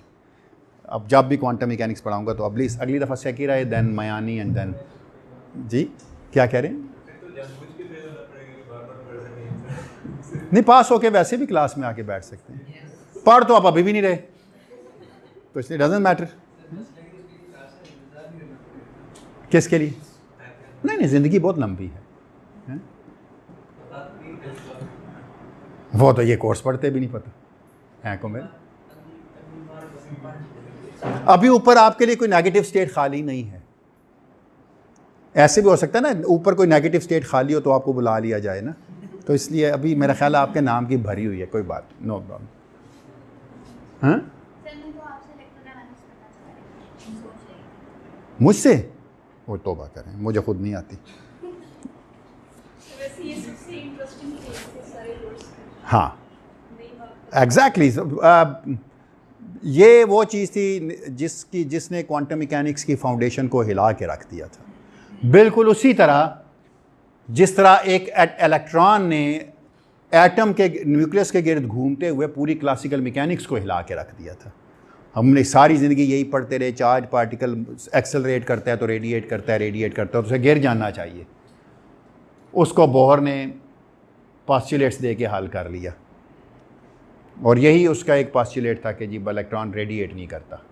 ये जो बुक्स में लिखा होता है ना NH बार, उसने कहा, ये उसने बाद में प्रूफ किया था कि उसका ऑर्बिटल अगर ये कंडीशन होल्ड करती है तो ऑर्बिटल एंगुलर मोमेंटम NH बार होना चाहिए। किताब में बिल्कुल ठीक नहीं लिखा हुआ, जिसने भी लिखा हुआ है कि उसका ऑर्बिटल एंगुलर मोमेंटम क्वांटाइज होगा ना, it's a consequence that is angular momentum is quantized.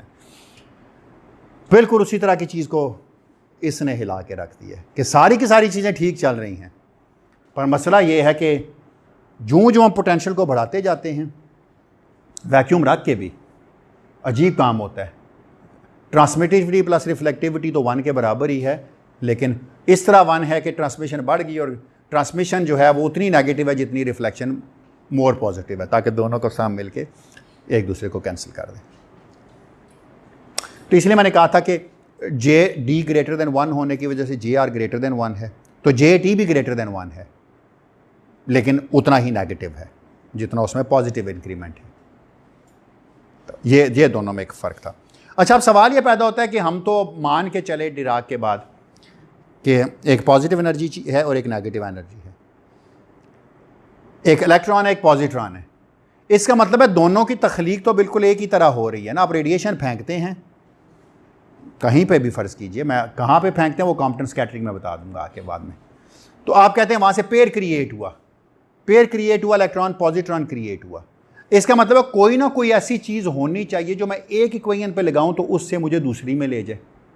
तो अगर आप मुझे बता सकते हैं कि मैं अगर डिराक इक्वेशन लिखूं इलेक्ट्रॉन ऑफ नेगेटिव एनर्जी के लिए तो क्या होगा। So the Dirac equation in the presence of electromagnetic potential for electron of negative energy in the presence of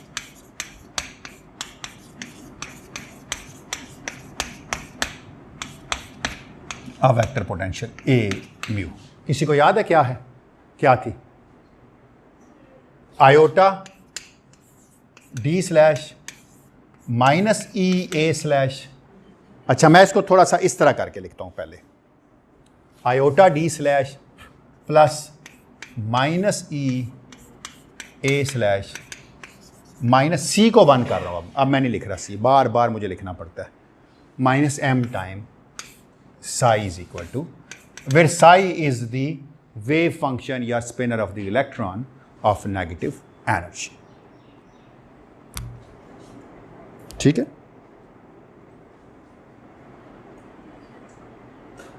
ठीक है ये बात। आप में से मुझे को बता सकते हैं अगर इसी इक्वेशन को मैं पॉजिटिव एनर्जी के लिखूं, पॉजिट्रॉन के लिए लिखूं तो क्या लिखूंगा? जी जी, so the psi c of positron of positive energy is, क्योंकि इसकी नेगेटिव एनर्जी उसकी पॉजिटिव एनर्जी दोनों मिलकर 0 कर देंगे ना वैक्यूम में। नहीं, नेगेटिव एनर्जी इलेक्ट्रॉन लिखते थे हमेशा हम, इलेक्ट्रॉन को हमेशा हम नेगेटिव एनर्जी के साथ लिखते होते थे। उसकी कन्वेंशन में माइनस आयोटा ई टी था, वो उसकी बात कर रहा हूँ। फ़र्क नहीं पड़ेगा, इसको पॉजिटिव करेंगे तो इसको नेगेटिव होगा, कोई फ़र्क नहीं। ये क्या बन जाएगा? Iota D slash plus minus c की बजाय क्या हो जाएगा?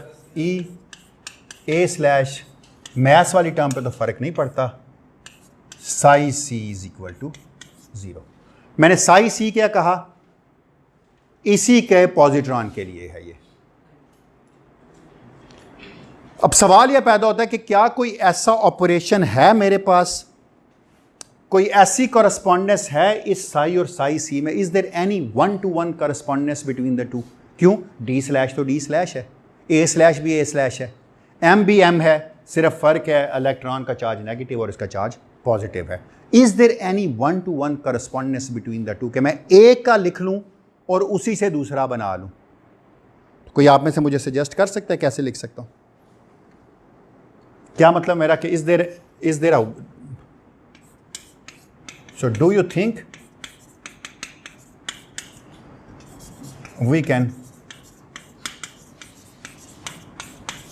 ट्रांसफॉर्म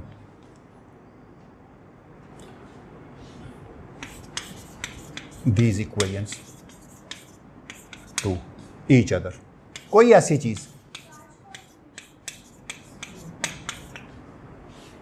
कोई ऐसी चीज इसके साथ करूं ये बन जाए, इसके साथ करूं तो ये बन जाए, क्योंकि 1-to-1 कॉरस्पॉन्डेंस है ना दोनों में। क्या बनती है, कौन बताएगा?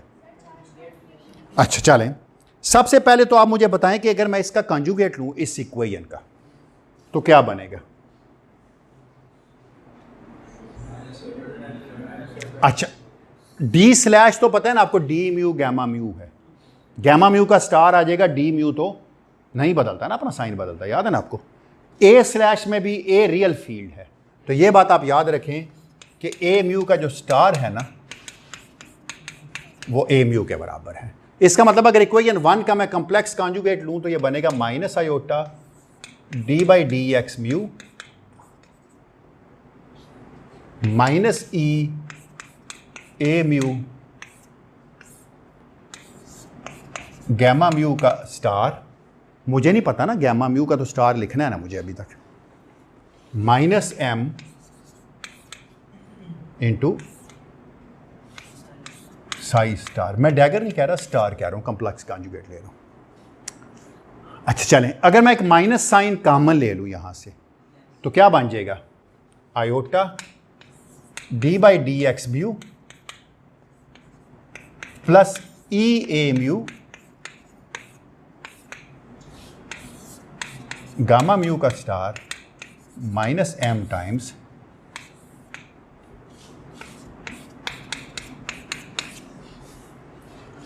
वैसे माइनस कॉमन लिया तो यहाँ प्लस आ गया। वेरी गुड, चलें ठीक है, बिल्कुल ठीक हो गया, थैंक यू। बड़ा फ़ायदा हुआ है ना, ऐसे लग रहा है जैसे ये टर्म इस जैसी बन गई है, ये टर्म इस जैसी बन गई, इस एम का साइन उलट गया अनफॉर्चुनेटली।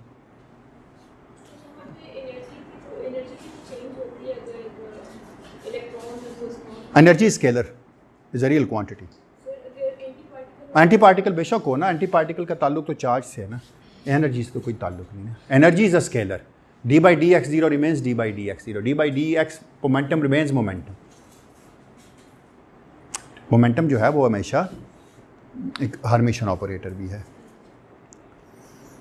अच्छा चलें, एनीवेज, काश मेरे पास ऐसा हो जाता, मैं काश कह रहा हूँ कि मैं कोई ऐसा ऑपरेटर, अच्छा एक बात ऑनेस्ट सुन ले ज़रा, मैं कोई ऐसा गैमा मैट्रिक्स से मल्टीप्लाई नहीं कर सकता था जिसके पास इंडेक्स होता। क्यों नहीं कर सकता था? कोई आपको बता सकता है मुझे क्यों? क्योंकि अगर किसी इंडेक्स वाले गैमा मैट्रिक्स से मैं मल्टीप्लाई करता तो वो इस गैमा के साथ मिलता ना। इसका मतलब है एक मैं रख सकता हूं, हुआ गैमा जीरो। हमने पढ़ा हुआ है ना ये बात, तो इसका मतलब है I can always find a non singular matrix इस तरह का कि मुझे नहीं पता वो क्या है, कि मैं सी गैमा जीरो इसको गैमा म्यू स्टार और सी गामा जीरो -1 रखूं और काश इससे माइनस गैमा म्यू आ जाए। क्यों? सी नहीं मुझे पता क्या है, लेकिन मुझे गैमा जीरो का तो पता है ना। मुझे गैमा जीरो का इन्वर्स तो गैमा जीरो के बराबर ही होता है, पढ़ा हुआ आपने ये। तो gamma zero gamma mu star gamma zero is equal to minus gamma mu है। लेकिन मैं गैमा जीरो रख नहीं सकता, तो मुझे कोई ना कोई चीज़ साथ में और भी रखनी थी ताकि मैं एक नॉन सिंगुलर मैट्रिक्स सी क्या है वो मैं बाद में मालूम करूंगा। देखें क्यों। आप सवाल ये पैदा होता है कि मैंने क्या आई नहीं लिख सकता था, क्योंकि कोई आई या न्यू लिखता तो वो गैमाज के साथ स्विच करता तो साइन बदलता, जी म्यू न्यू की टर्म आती, सब कुछ बदल जाता। माइनस साइन मुझे क्यों चाहिए? क्योंकि अगर यहां पर मैं माइनस साइन लिख लूं, यहां पर अगर माइनस साइन आ जाए तो माइनस कॉमन लूं तो वापस एग्जैक्टली यही इक्वेशन बन जाती है। रख के देखते हैं जरा इसको। तो मैं क्या करता हूं, इस इक्वेशन को लेफ्ट साइड से पहले सी गैमा जीरो से मल्टीप्लाई करता हूं। क्या आंसर आ गया इस इक्वेशन का? सी। मैं इसका तो कोई ताल्लुक नहीं ना सी गैमा जीरो से, तो क्योंकि गैमा जीरो एक मैट्रिक्स स्पेस टाइम्स का फंक्शन तो नहीं है ना, प्लस ई ए म्यू। यहां पर मैं क्या रख रहा हूं, सी गामा जीरो से मैंने मल्टीप्लाई किया गामा म्यू स्टार। जी सी मैं फाइंड करूंगा, 1 ले नहीं सकता।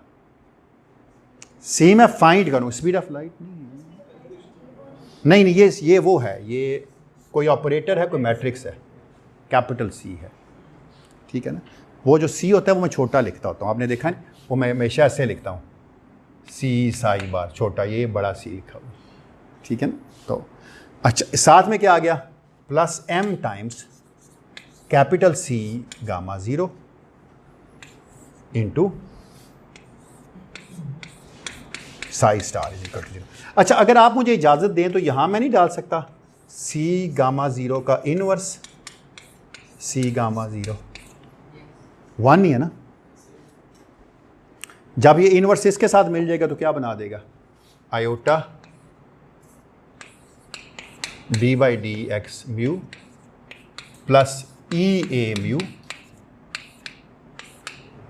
सी गामा जीरो गामा म्यू का star C gamma zero to the power -1।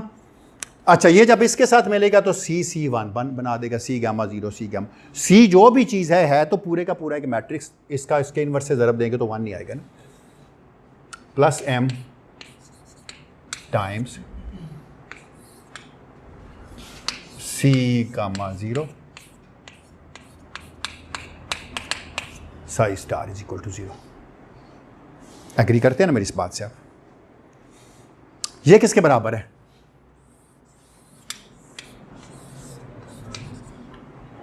हमने ये ट्रांसफॉर्मेशन, हमने ये प्रॉपर्टी प्रूफ करेंगे बाद में। हम ऐसा सी फाइंड करेंगे जिसका जवाब ये हो, फिक्र ना करें। सी कोई नॉन सिंगुलर मैट्रिक्स होगा, सिंगुलर होता तो मसला बन जाता, क्यों इन्वर्स ना एग्जिस्ट करता, इसलिए मैंने कहा नॉन सिंगुलर मैट्रिक्स है। अच्छा, अगर इसको मैं माइनस साइन को कॉमन लूँ तो देखिए क्या बन गया, आयोटा डी स्लैश प्लस ई ए slash minus M into C gamma zero. बड़े वैसे इसी की तरह की इक्वेशन बन गई है, सिर्फ और सिर्फ साई सी किससे रिप्लेस हो गया है, साई इस पूरी चीज़ से। आप में से कोई इसको देख सकते हैं ये क्या लिखा हुआ है, ये क्या लिखा हुआ है? आप तो आप इतनी फिजिक्स पढ़ चुके हैं। जी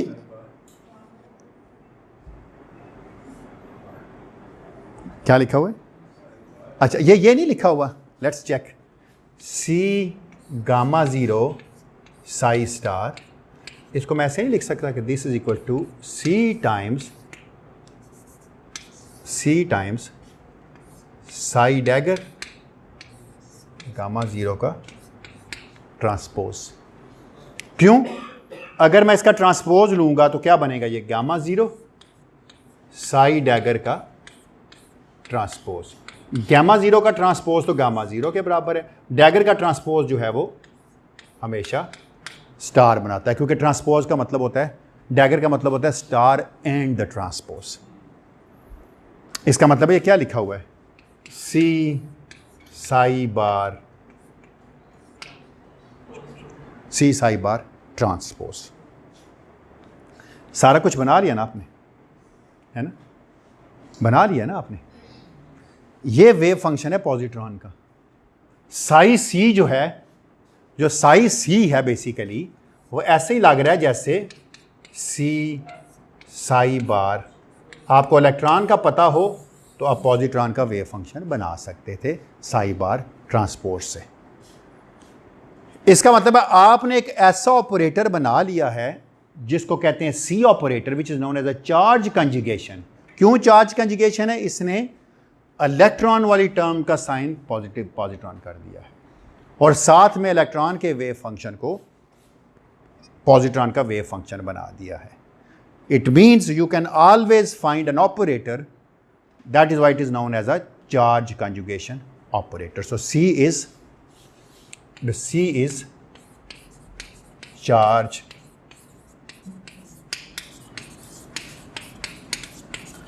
conjugation ऑपरेटर। मैं अभी इसको फाइंड करता हूं, फिक्र ना कीजिए।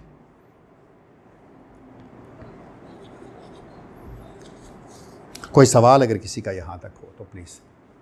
समझ आ गई मैंने क्या किया? मैंने कहा मैंने अगर इसका कॉन्जुगेट लिया, इस सीक्वेंस को ये बनाने के लिए मुझे एक ऐसा ऑपरेटर चाहिए था जो इस चार्ज का साइन बदलता है ना, इसलिए मैंने चार्ज का साइन बदलने के लिए ये प्रॉपर्टी डिफाइन किया ना। अब मैं इसको फाइंड करता हूँ सी को, ज़रा ठहरिए पहले।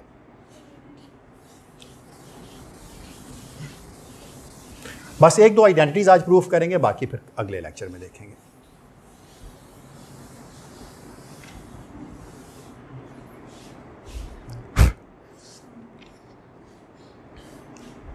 आपने एक प्रॉपर्टी पढ़ी हुई है अगर आपको याद हो तो, और अगर आपको याद नहीं भी है तो मैं प्रूफ करके आपको दे देता हूँ। गामा ज़ीरो गामा म्यू का स्टार गामा ज़ीरो, ये किसी को याद है किसके बराबर है? मैंने बताई हुई आपको ये प्रॉपर्टी, अगर आपको याद हो तो प्रूफ कर सकते हैं आप इसको जी? की हुई है। चलें, for mu is equal to I, proof करके देखें क्या होगा। चलें आप बता दें, हैं की हुई है तो बता देना। ये तो क्या बात हुई हैं?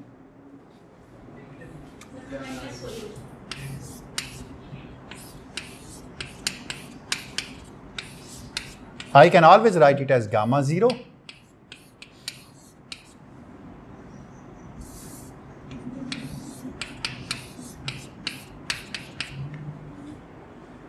लिख सकता हूँ ना मैं इसको, इसलिए कि गामा 0 का स्टार तो गामा 0 ही होता है ना। ये दोनों तो आपस में एंटी कम्यूट करते हैं ना, तो क्या आंसर आ जाएगा? So this is equal to gamma 0 minus gamma 0 gamma i का star, which is equal to minus gamma 0 gamma i का star, which is equal to minus gamma i का स्टार। ठीक लिखा है मैंने? कुछ गलत कर दिया है? ठीक लिखा ना मैंने या नहीं? अच्छा, ये तो उतना ही ठीक है जितना ये भी ठीक है। कितना ठीक है वैसे बाय द वे?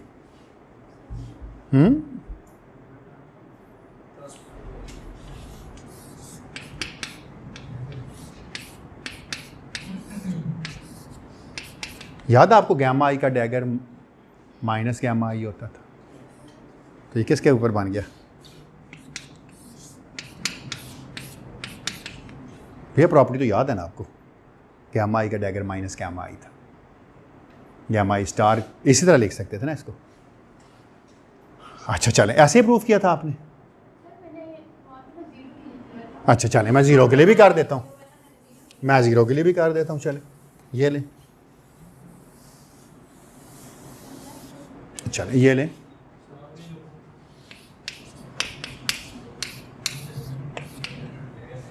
हाँ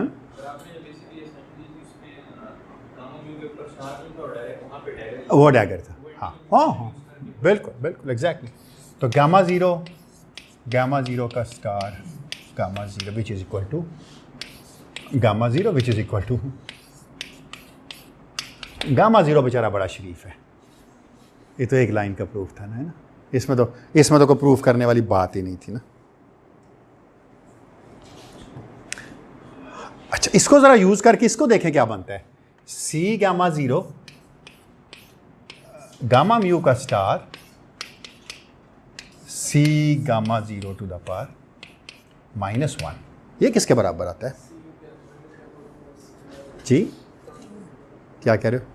अच्छा चलो ये इसके बराबर है ना, सी गामा ज़ीरो गामा म्यू का स्टार, आपको पता नहीं इसको ऐसे भी लिख सकते हैं ना, गामा ज़ीरो सी इनवर्स। क्यों? जब इनवर्स लेंगे मैट्रिसेस का तो इनवर्स में डैगर ट्रांसपोज भी आता है, तो गामा ज़ीरो का इनवर्स तो गामा ज़ीरो के बराबर ही होता है और सी इनवर्स बन जाएगा। ये क्या किसके बराबर है? ये तो अभी आपने लिखा है ना, तो this becomes C gamma mu का ट्रांसपोज सी इनवर्स। और ये किसके बराबर था? बाय डेफिनेशन आपको याद है ये माइनस गैमा म्यू था, तभी तो उसका साइन बदला था ना।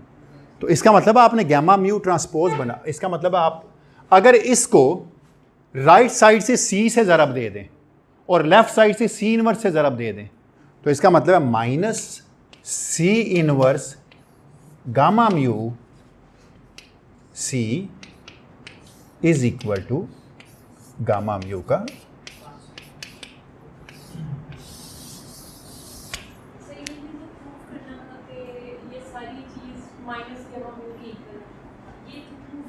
आप सी फाइंड करेंगे ना ऐसा जो ये सारा कुछ देगा, अब हम ऐसा सी फाइंड कर लेंगे जो ये सारी प्रॉपर्टीज़ होल्ड करेगा, फिक्र ना करें आप, ठीक है। तो फिलहाल तो मैंने सी नहीं फाइंड किया निशात, मैं भी फाइंड करूंगा उसको, डोंट वरी। कोई सवाल हो किसी का अगर आपके पास यहाँ तक? एग्जैक्टली पहली तो बात है चले अभी मैं डिस्क्लोज नहीं करता, सिर्फ थोड़ा सा आपको हिंट दे देता हूँ। गैमा ज़ीरो का ट्रांसपोज किसके बराबर है? उसी के बराबर है। गैमा 1 का ट्रांसपोज किसके बराबर है? अब पता चलता है। अच्छा अब आप ये याद रखिएगा, गैमा ज़ीरो का ट्रांसपोज आप अगर कैलकुलेट करें ना तो ये गामा ज़ीरो के बराबर है। गामा 1 का जो ट्रांसपोज है ना वो माइनस गामा 1 के बराबर है, क्योंकि सिग्मा का जो ट्रांसपोज है ना वो भी एक नेगेटिव साइन जनरेट करता है सिग्मा 1 का। सिमिलरली गामा 2 का जो ट्रांसपोज है वो किसके बराबर है? नहीं नहीं नहीं नहीं ऐसी तो बात नहीं है ना। What happens to gamma 2 transpose?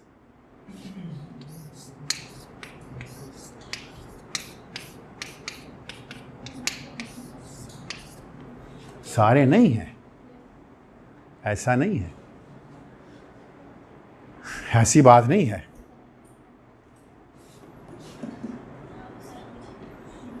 Sigma के अंदर zero iota minus iota zero है, तो जब उसका ट्रांसपोज लेते हो तो माइनस आयोटा वाला ऊपर चढ़ जाता था, फिर एक माइनस कॉमन लेना पड़ता था आपको। सिग्मा 3 में तो 1 0 0 -1 है, डायगोनल नहीं बदलते। सिग्मा 1 में भी ऑफ डायगोनल, लेकिन कोई नेगेटिव साइन नहीं है। सिग्मा 2 में एक ऑफ डायगोनल नेगेटिव है, एक पॉजिटिव है। जब ट्रांसपोज लेते हैं तो नेगेटिव वाला पॉजिटिव और पॉजिटिव वाला नेगेटिव बन जाता है, इसलिए एक नेगेटिव साइन आता था जो इस नेगेटिव को प्लस कर देता है। क्योंकि जो सिग्मा 2 का ट्रांसपोज है ना वो किसके बराबर है? ये बात आप याद रखिएगा, ये हमेशा आप भूल जाते हैं। सिग्मा 1 का ट्रांसपोज सिग्मा 1 के बराबर है, सिग्मा 2 का ट्रांसपोज जो है ये माइनस सिग्मा 2 के बराबर है, और सिग्मा 3 का जो ट्रांसपोज है वो सिग्मा 3 के बराबर है। इसका मतलब है जब गैमा म्यू का जो ट्रांसपोज है, मैं 1 लाइन लिखता हूं, सो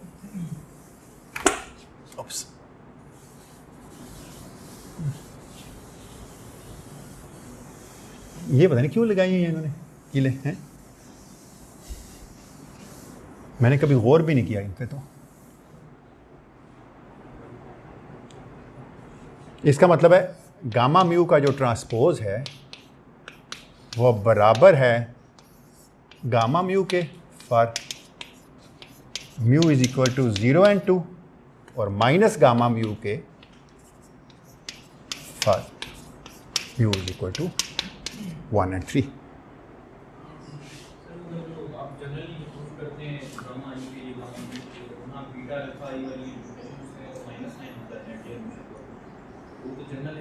ना नहीं, जब ट्रांसपोज के लिए बदल जाता है वो वहाँ ट्रांसपोज नहीं था, डैगर था, वो डैगर था। डैगर में फ़र्क है, डैगर में कॉन्जुगेट और ट्रांसपोज है, कॉन्जुगेट भी एक नेगेटिव साइन देते हैं।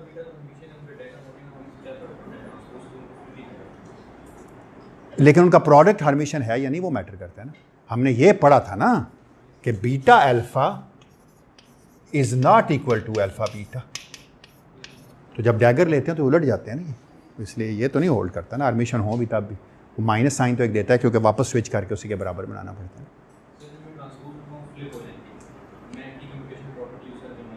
बिल्कुल, मैं अभी बताऊंगा, बिल्कुल मैं एंटी कम्यूटेशन, इसका मतलब है सी एक ऐसा ऑपरेटर मैं अगले लेक्चर में बनाऊंगा जो कुछ के साथ कम्यूट करता है और कुछ के साथ एंटी कम्यूट करता है। ये मैं नेक्स्ट लेक्चर में यही करूंगा, आज इसका टाइम नहीं है। तो अब मैंने ऐसा सी फाइंड करना है कि जब म्यू इज इक्वल टू 0 2 हो या पॉजिटिव साइन हो तो उनके साथ सी कम्यूट करे और कुछ के साथ एंटी कम्यूट करे ताकि नेगेटिव साइन दे। तो मैं ऐसा सी फाइंड कर लूँगा। और मज़े की बात है जिनके साथ कम्यूट करेगा उन्हीं की वैल्यू रखेगा। आयोटा गैमा 2 गैमा 0 के साथ गैमा 2 के साथ, डजंट मैटर। तो मैं अगले लेक्चर में सी फाइंड कर लूँगा। एक दफ़ा सी फाइंड कर लिया। अच्छा, मैं एक चीज़ करूँगा, अगर आप मुझे बता दें, अगर आप मुझसे टाइम रिवर्सल भी कराना चाहते हो तो मैं कर दूँगा। चार्ज कॉन्जुगेशन मैं कर दूँगा, टाइम रिवर्सल आप करेंगे, और फिर मैंने पैरिटी भी आपको करा दी होगी, चार्ज कॉन्जुगेशन भी होगी, टाइम रिवर्सल आप कर लेंगे। तो then you can calculate psi CPT। Nature में सारी सिमेट्रीज वायलेट कर सकती हैं इंडिविजुअली, चार्ज कॉन्जुगेशन भी वायलेट करती है, पैरिटी भी वायलेट करती है, टाइम रिवर्सल भी कर सकती है। CPT is always conserved.